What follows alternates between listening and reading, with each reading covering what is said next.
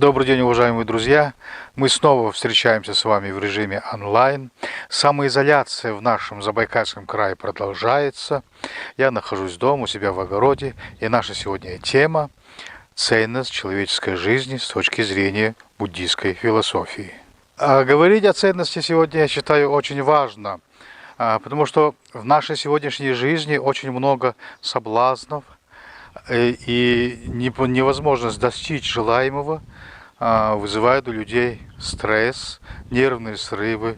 Это знакомая ситуация всем нам. Очень многие решаются на крайний шаг, добровольный уход из этой жизни. Тема очень деликатная, сложная, не все решаются говорить об этом. Я еще скажу, что данное видео не является пропагандой буддизма, или же я не ставлю целью навязывания своих убеждений. Я лишь передаю информацию, которую я в процессе изучения буддизма нашел в текстах, которые переварил и пришел к мнению. Эта тема относится к циклу лекций, проводимых в Огинском национальном музее имени Гамбажап-Цыбекова. Итак, о ценности человеческой жизни. Мы затронем два фактора – сознание и карма. Начнем с сознания. Буддизм отрицает наличие Бога в том смысле, каким мы это представляем. Нет Бога, который наблюдает за нами сверху и все регулирует. Имея такое неправильное понимание Бога, многие разочаровываются в нем, думая, что вселюбящий Бог, наблюдая сверху, оставил его без внимания, что он не помог ему в его трудной ситуации. Такого Бога, наблюдающего сверху за всеми, нет. Богами являемся мы сами. Однако ввиду нажитых нами же самими во многих предыдущих жизнях отрицательных пороков, таких как неведение, зло и алчность, наше сознание находится в загрязненном состоянии, и это не дает нам быть в одном ряду с богами. Как сказал его святейшество Далай-лама XIV, наше базовое сознание идентично с сознанием Бога, то есть Будды. Значит, в какой-то мере мы и есть боги, и заканчивая со своей жизнью добровольно, мы убиваем в себе Будду. А убийство Будды чревато страшными последствиями. Второй фактор – это наша карма. Мы все подвержены карме. Нет ни единой живой души, которая не имела бы кармы. Наше привычное «авось пронесет» тут не действует.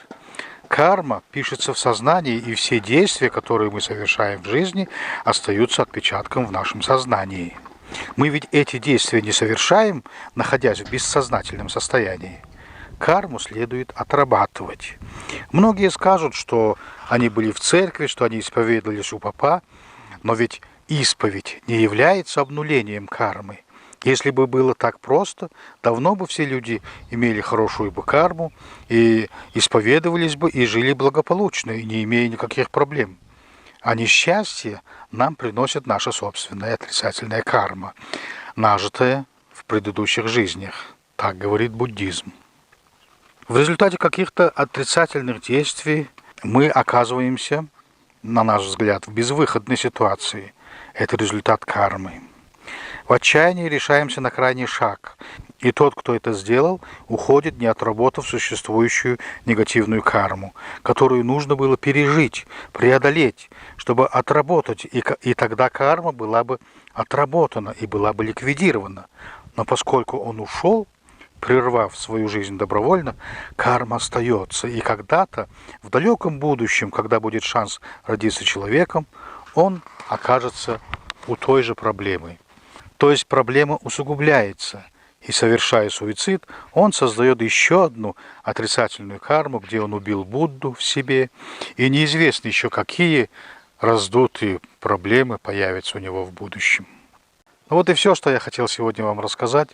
Еще хочу добавить, что в этой жизни хорошо бы найти ответы на два главных вопроса. В каком мире я живу и кто я в этом мире? Простой вопрос, однако требует больших усилий, чтобы найти ответы на эти вопросы. Всего вам доброго, цените свою жизнь.